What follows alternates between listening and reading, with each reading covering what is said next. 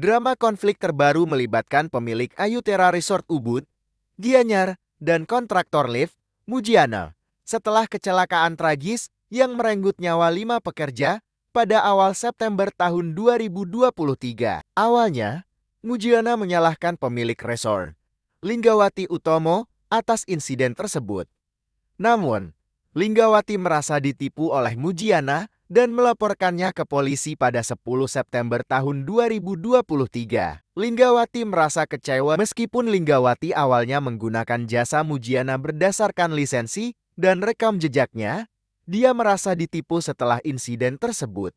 Mujiana mulai mengerjakan proyek pada Maret tahun 2023, tapi belum ada serah terima hingga insiden terjadi. Dalam kesempatan ini, ia menepis anggapan beberapa kalangan yang menuding dirinya harus bertanggung jawab atas keteledoran yang terjadi.